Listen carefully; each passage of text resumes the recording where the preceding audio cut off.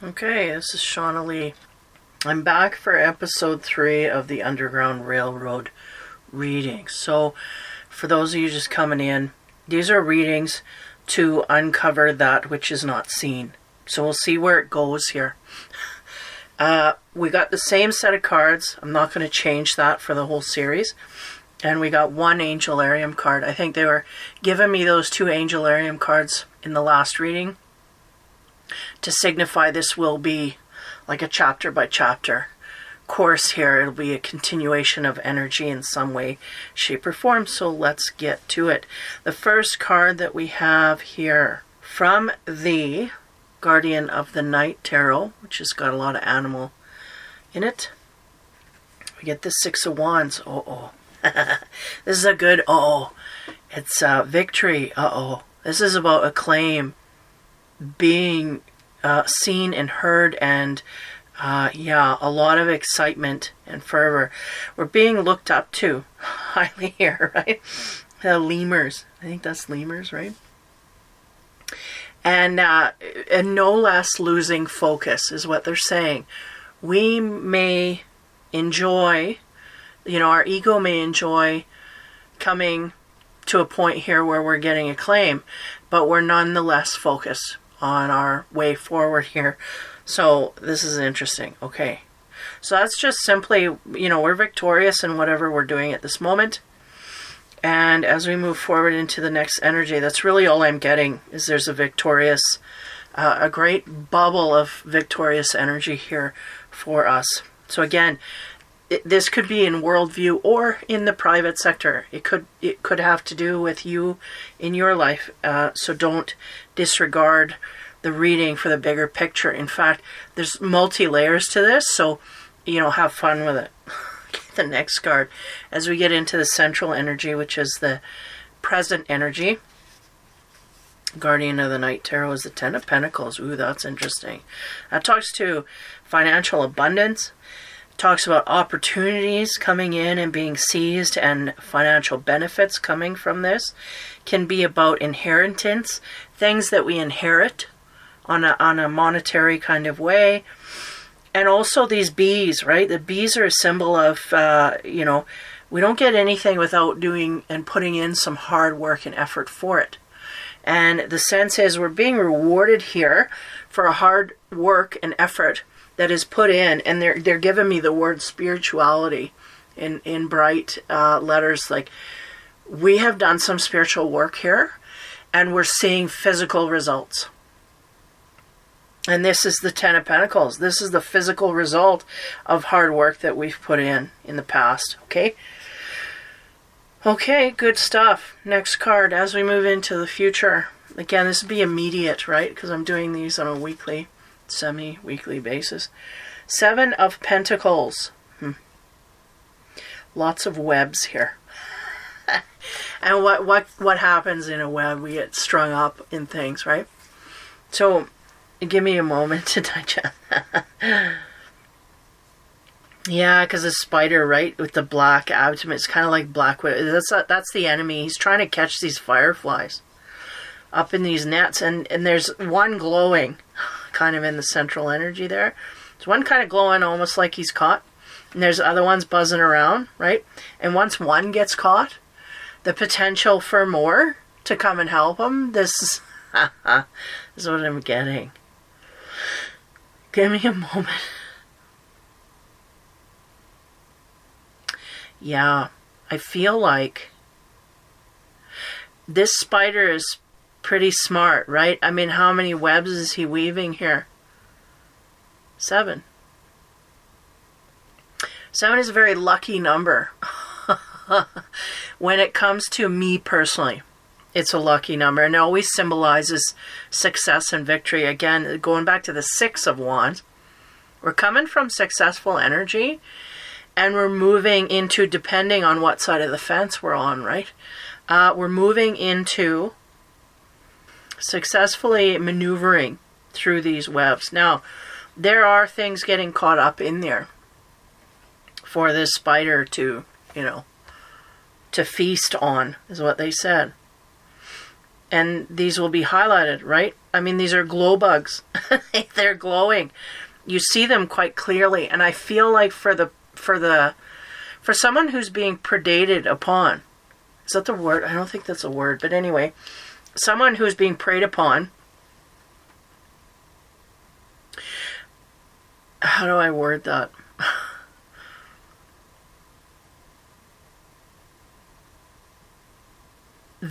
How would I say?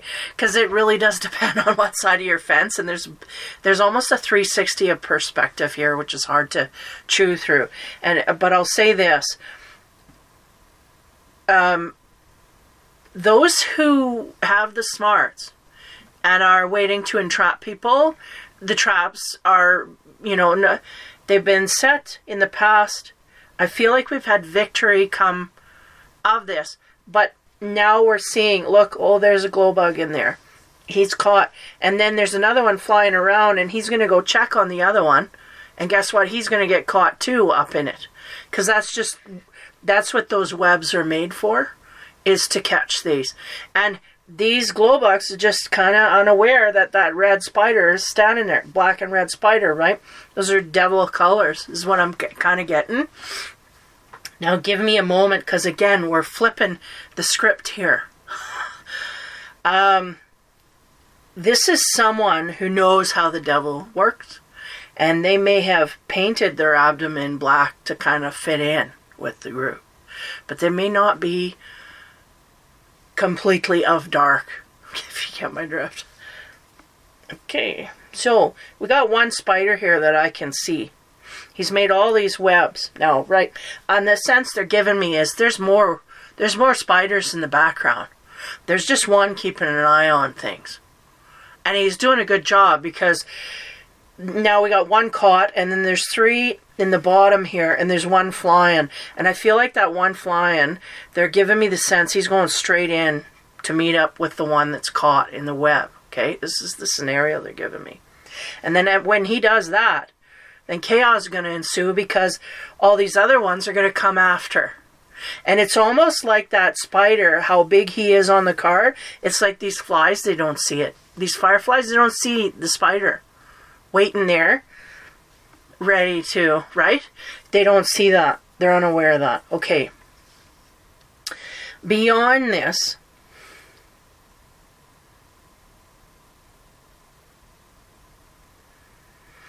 they're given, okay, this is going real deep here, but they're going, look at them branches. They're long since been there. And these webs, they're all in a series of time. So, like, one is bigger and the other one. So, the sense they're giving me is these weren't all laid overnight. One was laid over here, one's laid over there. You know what I mean? And the sense is now is the time that we're going to be, the harvest is coming, because all of these bugs are now starting to get caught up in these nets. Okay. That is interesting, because, okay, I don't know if you guys will see this or if they're just wanting me to see this that I didn't see, but where that firefly is, there's a cloud, right, that it's kind of stuck in the upper, kind of left corner, but upper, center left.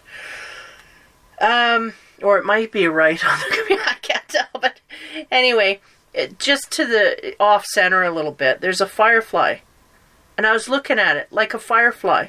Now, I look down and it looks like a cat laying down looking at you.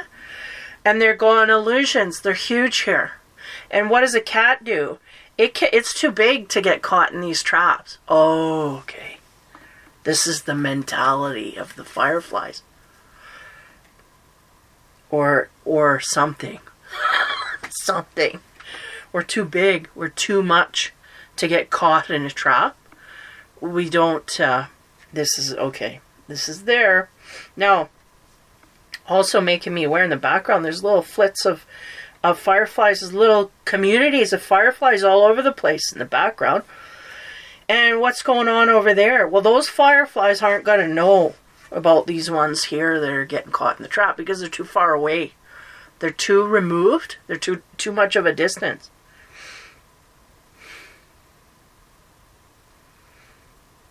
And again, they're bringing me back to it looks like almost like vines, the trees, right? It's like the trees are holding the coins, almost like the tree of life, right? Okay, let's just keep going down this road. Tree of life is vining out, and there's traps within this life cycle that these fireflies, they like, well, let's just not say they like to be seen as much as they are seen, unbeknownst to them. They're lighting up the night sky, unbeknownst to them, because they feel, I'm just flying my way through here. I don't know that my butt lights up in a way where everybody can see me. They're kind of unaware of this. It is the sense they're giving me. Now let's just go down this road, choo choo.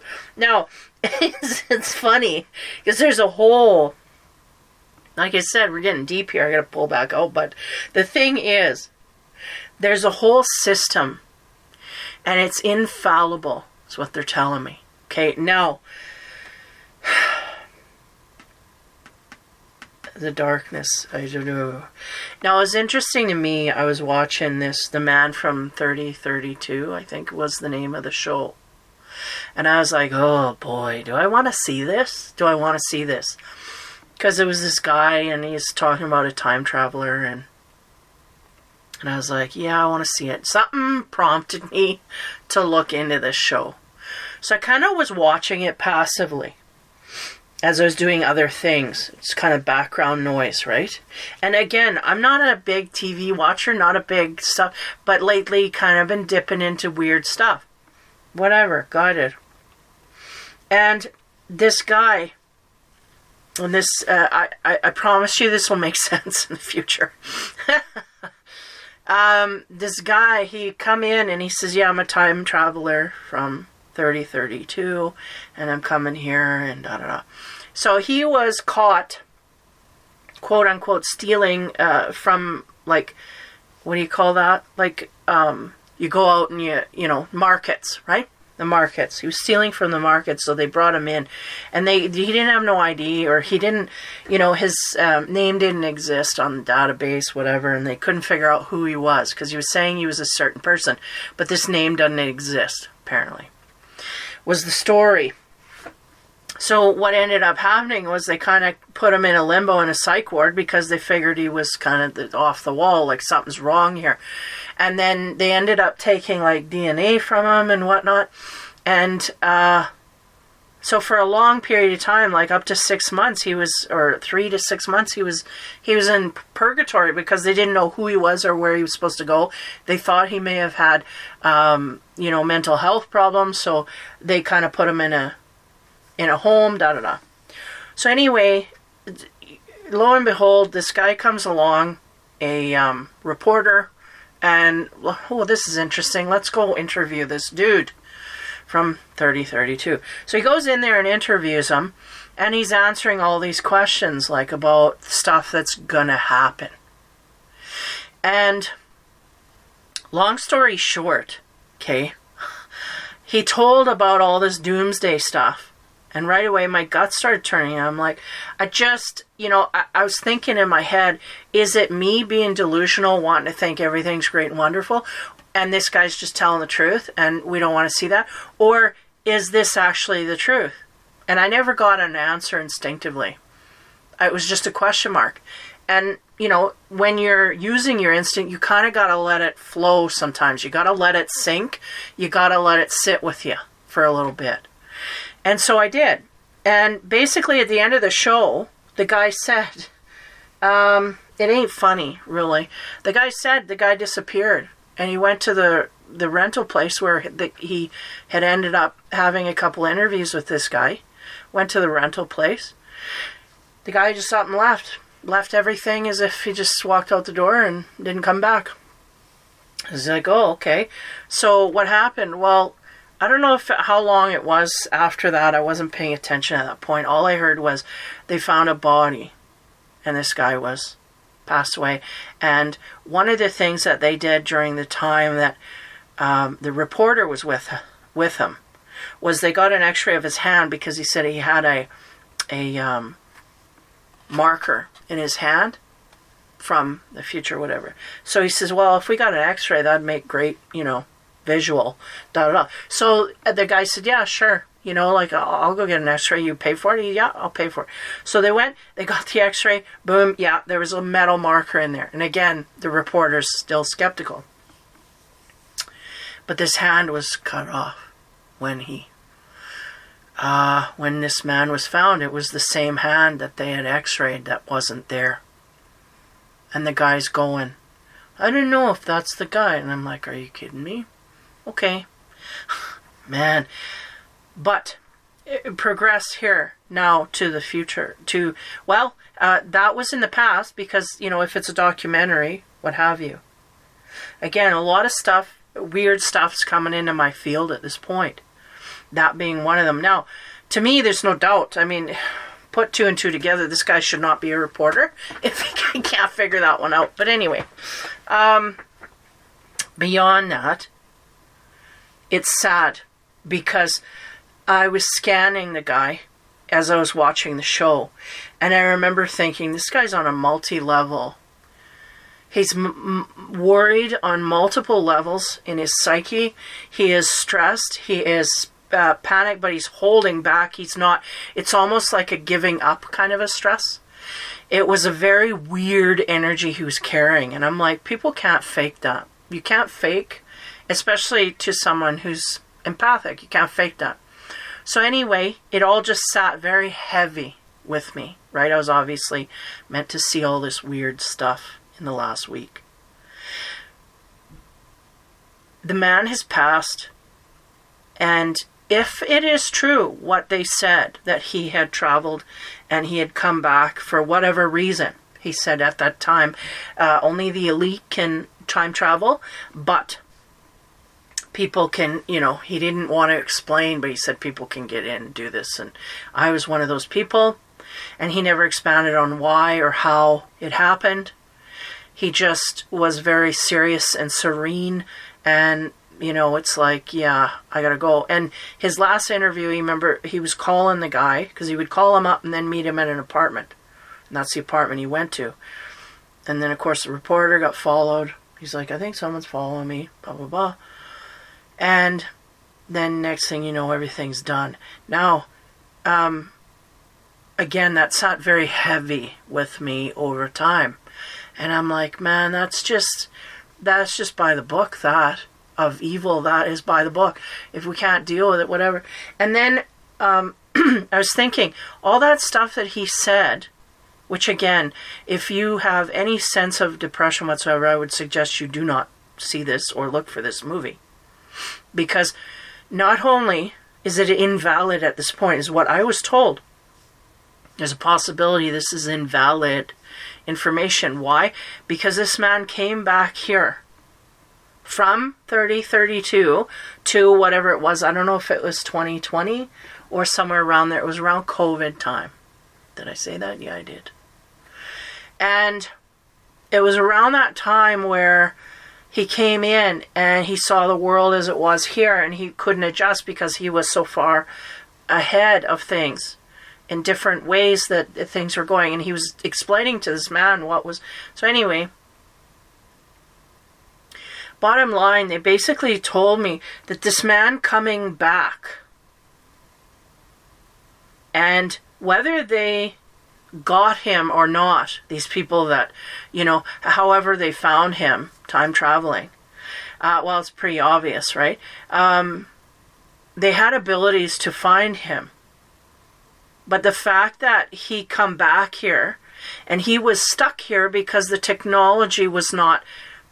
we didn't have the technology to bring him back. He went too far back, or whatever the deal is. I don't know. Forgot to set the date. I don't know how that works, per se. But he come here, and because he came here, they were showing me the 2 lanes, okay? Or 3 lanes, actually. The one lane that happened, the one lane that could have happened, which him being stuck here and living that life out and going back whenever that technology came into be, And then the third road, which was him coming here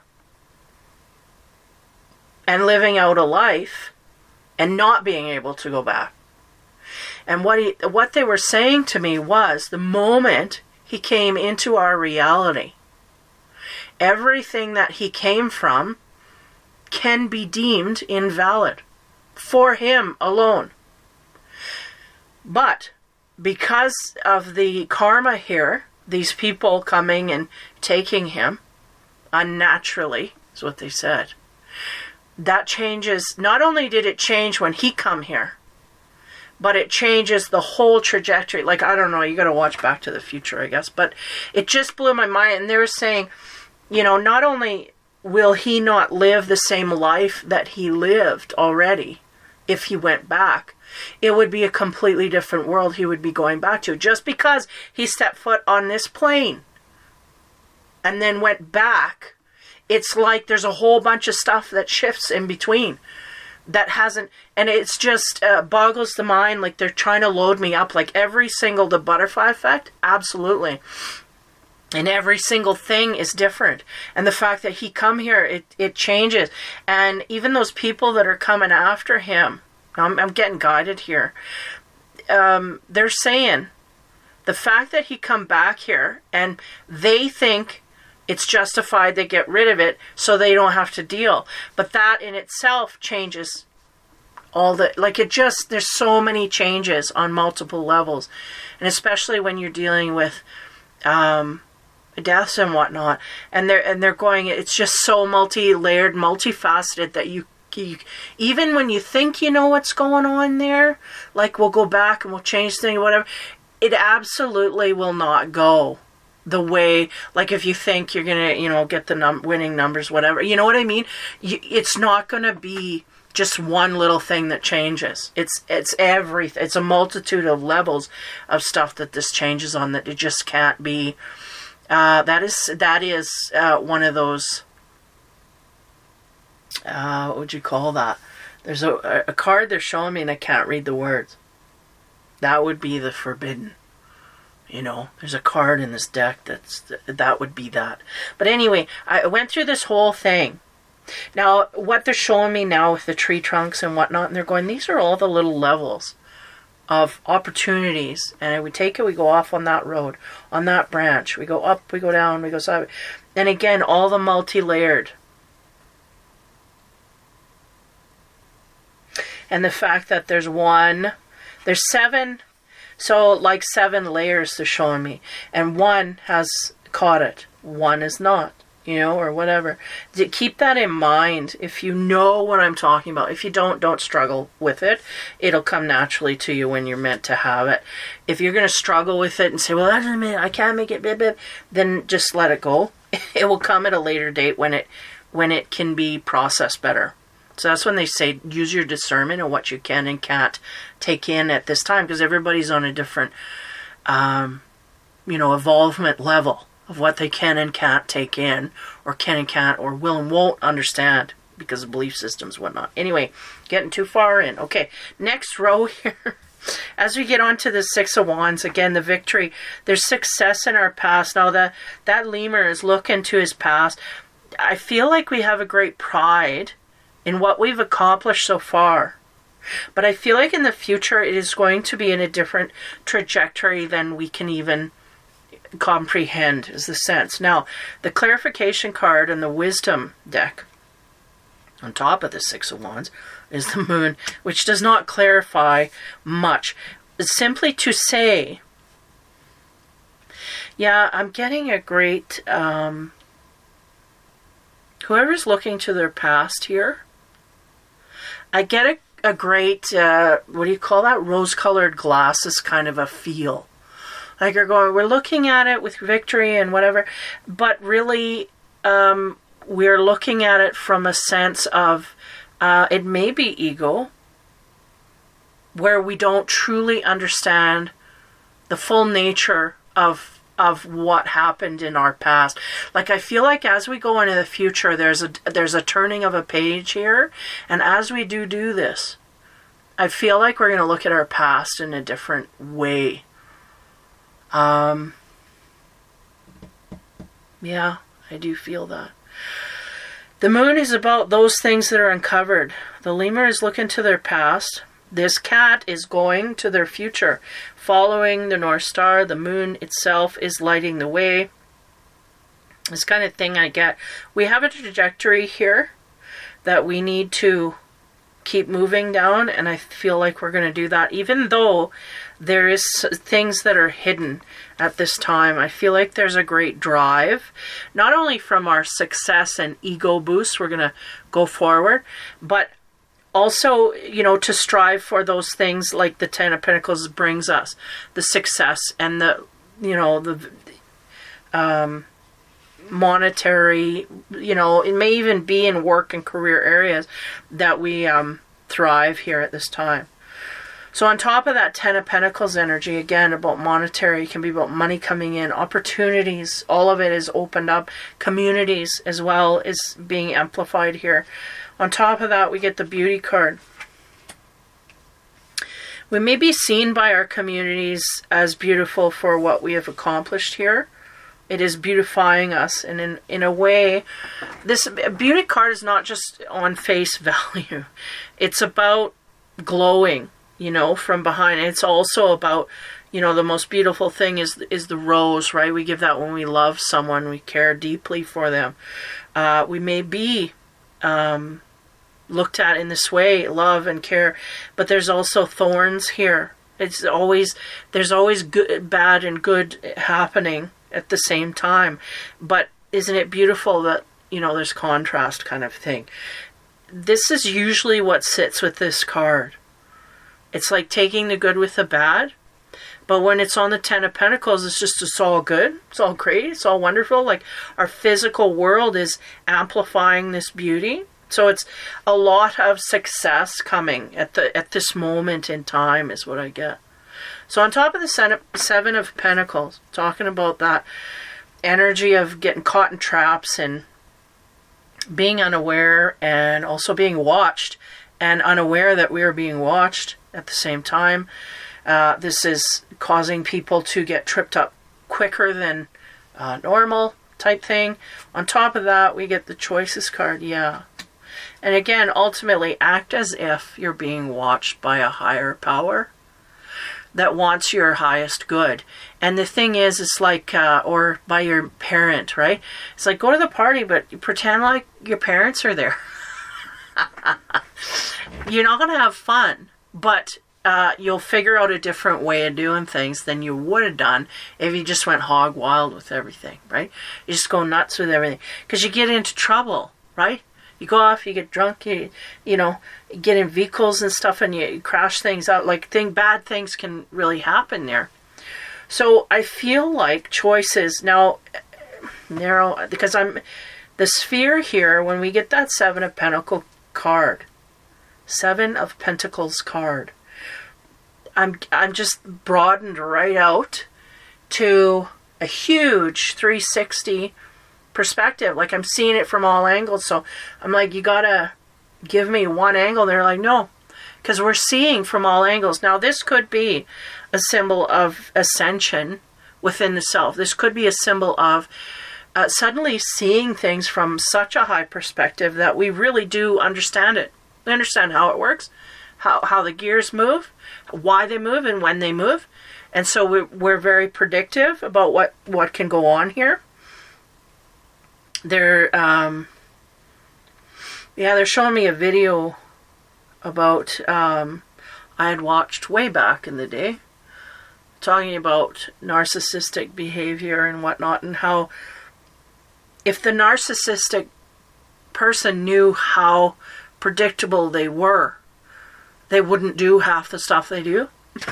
but they're perceived by someone of a higher frequency. I'm saying higher frequency, but higher intelligence, emotional intelligence, higher healed capacity is there. And it sees the reasons we do the things we do. I'm getting this highly here. And I'm getting this highly in the choices that we or whoever has to make. If you're one of those people getting caught in the traps, you have to make the decision to go and fly in those traps. Like, what are you doing in the traps? All the community is way in the background. Why are you away from them and going in areas you shouldn't? You know, this kind of thing. And then there's the other side of it, which is the choice of what this spider's going to do. I mean, they're showing me, again, all 360s. Like, yeah, they get caught in a web, but the spider can release them if they truly want, and they're not hungry. Maybe they just ate, and they just release it. This doesn't happen in the wild, but they're giving me all these scenarios, right? 10 to 1, they get caught in a web, they're going to eat it. That's what it's there for. But this could happen. Okay? They're just showing me. There's choices. Everybody makes choices. Because of these choices, certain energies get locked into place. Karma and whatnot. Okay, so that's all good, great, and wonderful. Now, it's kind of morbid, a lot of this stuff I'm getting into, but we'll go back to the moon here, because I've got a series of 3, so this would be in past energy. Again, there's a lot of illusions in the past. Things are being cleared up, if you will, beautified, right? With the rose card. It's being beautified. Why? Because we suddenly see things for their worth, good or bad. And we're seeing from the highest perspective, where now I understand that person's bad, this person's good. Maybe illusion was there, but it's not there as part of our decision making and choices as we go forward. We're not in illusion. I feel that dropping away, like the day is coming with the light of the rose coming from the background. And even when you move into the choices card in the future, there's a lot more light in here than the moon. Okay. Now as we get on to the moon card of the past, which talking about the victory, you know, we may have had a victory here, but we're unaware to a certain degree in our past of what truly was happening, is the sense they're giving me. On top of that, we get the strength card. Major Arcana, yeah. Needing strength. Feeling strong. But again, I feel like we're misunderstood. The 8 and the infinity above the head, which means infinite potential. We have infinite potential that our mind could take us. And our mind may be limited in certain areas. When we go back to the last reading, we're talking about the emotional centers not being up to start. Like we're in grade 5 in the emotional center when we should be graduating, is the sense. But we don't feel the importance of the emotional center. We're going to feel the pain of it in the future if we do not upgrade. But, you know, we do not feel the worth at this point to dive into there because there's other priorities, is the sense. Now,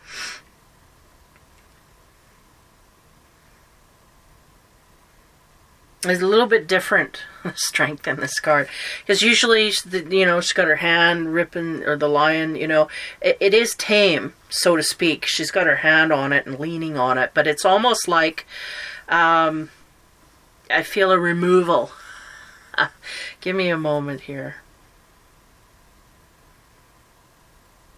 Yeah, the sense well, they said in words, there's a removal of strength because we don't know if this lion's going to attack again.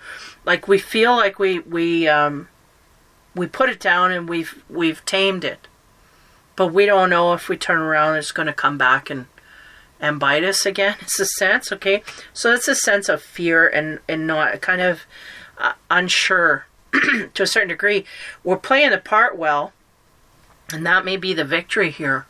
May have to conquer some fear here that is even an illusion to ourselves, right? And as we move forward to the beauty, okay, let's get rolling here. Just, whoa, went way too far into those scenarios there, and back on track here, okay? So we have the 3 of Wands, yeah, looking for beauty in our future. There's stability here to come from. We've had opportunities open for us. We've indulged in that, and it's actually beautified ourselves. It's made ourselves, it could even have made ourselves more confident within our own self. Never mind what everybody else thinks. Our own self becomes more confident. And therefore, looking to the future in a different kind of way. The 3 of Wands is kind of a waiting energy. We're waiting for something, again, a sign or a signal to move forward. And as we get into the future again, the Seven of Pentacles, you know, there are devious people out there, people getting caught in nets, and others watching them get caught in nets. But again, act as if God is in the room. How would he approve or not approve of what you're doing? And again, that's that judgy kind of thing you go to church for. But the bottom line here is you would act different if you knew you were being monitored, whether it's energetically or whatnot. You would act different if you knew. And that's the thing that can change your life. So again, we have choices that can be made here in a different manner, because those people that figure, you know, I don't believe that, I don't know, whatever, they're still being watched, they're still being monitored, and they'll still be karmically balanced, no matter what they believe or don't. And on top of that card, the choices card, we get the Six of Swords, and that's about moving away from stressful situations, moving away from anxiety. All those swords in that boat is a symbol of things that are cutting. And usually the Six of Swords is about moving away from something that is not enjoyable. And in fact, we may even be sneaking out in the middle of night. There's a few moons here. Yeah, a lot here is trying to be done undercover.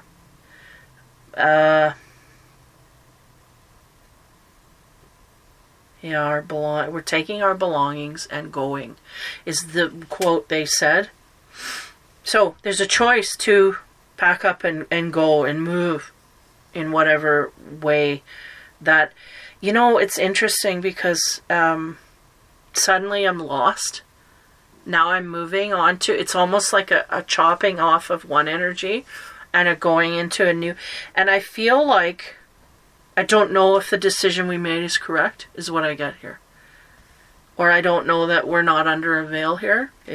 That's uneasy energy, but I've got the Angelarium card here to tie everything in. And what do we get here? Just one this time? Angel of Vengeance. Oh, see, that's not good. Yeah. Making him pay. Now look at this guy. He's got a hole in his head. Okay, again. This can go across many levels.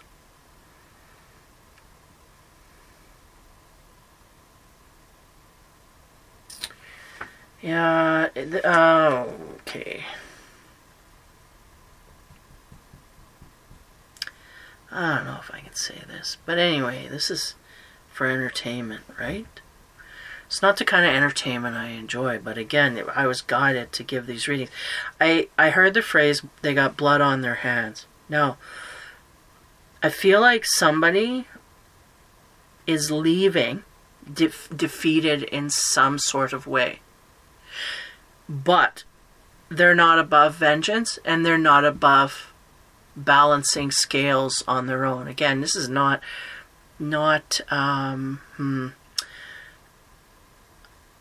how would I, okay.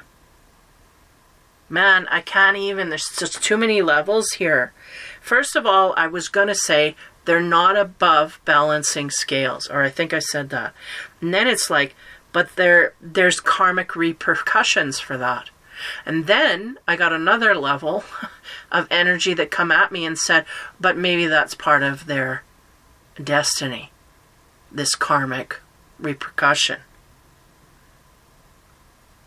And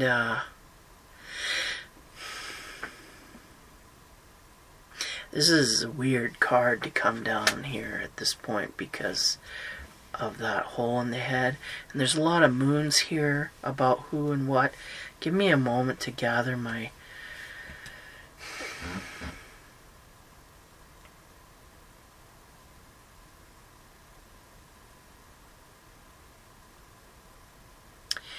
This is I don't like leaving on a cliffhanger.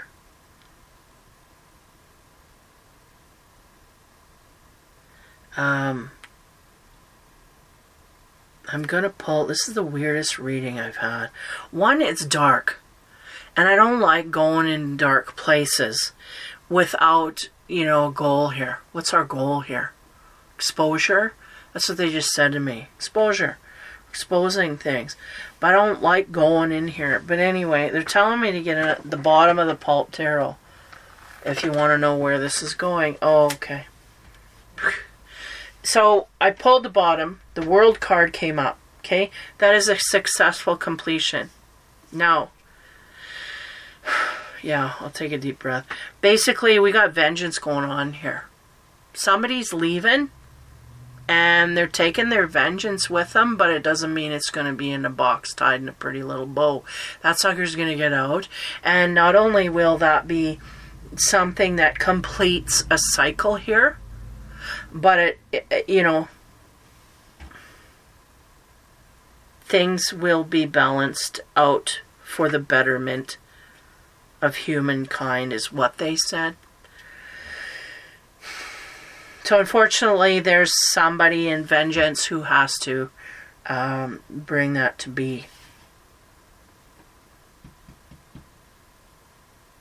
I think I'm going to stop there. Like, I had to pull that other card because I just felt ominous there. And then when I did pull that card, I got that feeling. This is all over. This is all over. Now, I guess next week will be what is over and what is now beginning anew. Because with the 21, the world, that is the end of the cycle of things. Now, where that sits, I mean, that could be any scenario. But we're going down the road of contributing energy. Like these readings are a choo-choo train, and each little engine is attached to that, or the engine is attached to each little train in the back. You know what I mean? So this is all a train going on that same track, is what they're telling me. And as much as I kind of want to squirm out of this energy, I'm reporting it. This guy's got a hole in his head. What more do you want me to say? And it is the end of a successful completion to a person's destiny, karma, whatever it is, heavy duty stuff. This is the completion of it. It has to do with someone leaving, but in the end, there's a completion to the whole scenario here. We may lose face here, but it's not all is lost, is what they're saying. And in fact, a lot will be solved and completed here. I'll just leave it at that. I'm kind of babbling because I don't want any more of this energy coming in. But anyway, that is the third.